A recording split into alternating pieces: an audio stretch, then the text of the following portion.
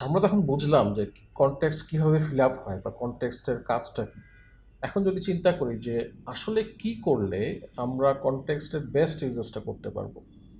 আমি যখন বিভিন্ন ডেভেলপারদের সাথে কথা বলি, আমি অনেক সময় যেটা শুনি তারা যে কমপ্লেইনটা করে সেটা হচ্ছে যে অল্প একটু কাজ করেই দেখি যে আমার লিমিট শেষ হয়ে গিয়েছে। বা আমি একটা ইনস্ট্রাকশন দিয়েছি, ক্লড তো আমার ইনস্ট্রাকশন বুঝতেছে না। সে তো ডিফারেন্ট জিনিসে সময় নষ্ট করতেছে। একটা সেশন কমপ্লিট করতে 10 মিনিট 15 মিনিট খরচ হয়ে যাচ্ছে। এই যে কমপ্লেইনগুলো, এই কমপ্লেইনগুলোর মূলত ফান্ডামেন্টালি যেটা আছে যে আমরা আসলে প্রপারলি তাকে কনটেক্সট দিচ্ছি না। অ্যাকচুয়ালি কি কাজটা করতে হবে সেই বিষয়ে তাকে আমরা অ্যাসিস্ট করছি না। বা অনেক সময় আমরা আসলে তাকে কোনো স্পেসিফিক আউটপুটও চাচ্ছি না। এই জন্য মোটা দাগে ৩টা জিনিস আমাদেরকে করতে হবে যদি আমরা কনটেক্সটকে প্রপারলি ব্যবহার করতে চাই। ১ নম্বর হচ্ছে আমাদেরকে স্পেসিফিক হতে হবে। মানে আমি যদি জানি যে আমার ড্যাশবোর্ডে একটা চার্ট অ্যাড করতে হবে, তাহলে আমি তাকে ড্যাশবোর্ডে চার্ট অ্যাড করো এই প্রম্পট না দিয়ে তাকে আমি ড্যাশবোর্ডের ফাইলটা চিনিয়ে দিতে পারি। তাহলে তাকে ২-৩টা সার্চ অপারেশন তার কমে গেল।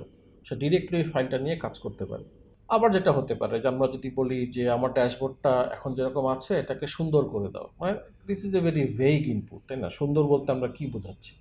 কিন্তু এর বদলে আমরা যদি অন্য কোনো একটা প্রোডাক্টের স্ক্রিনশট নিয়ে তাকে দেই, তাহলে কিন্তু সে ওই স্ক্রিনশটকে মডেল করে একটা রেসপন্স করতে পারবে।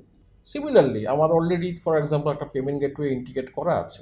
আমি সেই ডিরেক্টরি তাকে চিনিয়ে দেই, তারপর তাকে বলে একটা গেটওয়ে ইমপ্লিমেন্ট করতে, সে কিন্তু ওই এক্সিস্টিং কোডের উপর বেস করে একটা মডেলিং করতে পারবে। সো এটা হচ্ছে আমরা বলছি যে স্পেসিফিক ইনপুট দেওয়া, মাল্টি মোডাল ইনপুট দেওয়া। মাল্টি মোডাল বলতে বোঝাচ্ছে আমরা টেক্সট দিচ্ছি, আমরা স্ক্রিনশট দিচ্ছি, আমরা তাকে এররের লগ দিচ্ছি, এই বিষয়টা। এরপর যেটা আসে যে আমরা আসলে আউটপুটে কী চাচ্ছি।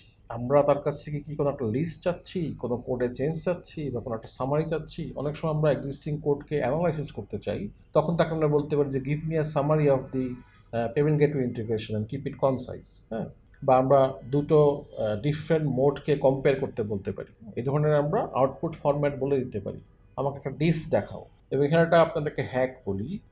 ক্লড কিন্তু খুব সুন্দর এইচটিএমএল জেনারেট করতে পারে।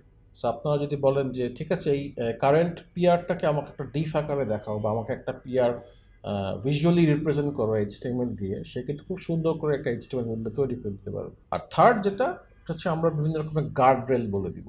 মানে কি সে করতে পারবে না এটা আমরা বলে দেওয়ার চেষ্টা করব। আমরা তাকে বলতে পারি তুমি কিন্তু ভেন্ডর ফোল্ডারে যাবা না, তুমি কিন্তু অলওয়েজ ফর্ম রিকোয়েস্ট ইউজ করবা। বা ফর এক্সাম্পল আমরা বলতে পারি যে আমরা কিন্তু টাইপ স্ক্রিপ্টে স্ট্রিক্ট মোড ইউজ করতে চাই। আবার বলতে পারি যে শুধুমাত্র ইউনিট টেস্টগুলো যদি পাস হয় তাহলে মাত্র তোমার কাজ শেষ হয়েছে, নাহলে কিন্তু তুমি বারবার কাজটা কমপ্লিট করতে হবে, কমপ্লিট করার ট্রাই করতে হবে। এই ধরনের যেটাকে আমরা বিভিন্ন ধরনের রুলস বলে দিতে পারি আমাদের প্রম্পটে, আমাদের কনটেক্সটে, তাহলে সে খুব স্পেসিফিক্যালি জানবে যে কি করলে আমরা আমাদের ডিজায়ার্ড রেজাল্টটা পর্যন্ত পৌঁছতে পারবো। আপনাদেরকে মনে করিয়ে দিই আমাদের যে এজেন্টিক লুপ ছিল সেখানে হচ্ছে কনটেক্সট গ্যাদার করে, সে অ্যাকশন নেয়, তারপর সে ভেরিফাই করে। সো আমরা তাকে প্রপার কনটেক্সট দিব, যাতে সে কনটেক্সট গ্যাদারিংটা ছোট সময়ের মধ্যে হয়ে যায়। সে তার উপর বেস করে অ্যাকশন নিবে এবং রেজাল্ট ভেরিফাই করার জন্য কি আউটপুট দরকার সেটা আমরা তাকে বলে দিব। তাহলে আমরা মোটামুটি একটা কনটেক্সট উইন্ডোকে প্রপারলি ব্যবহার করতে পারবো।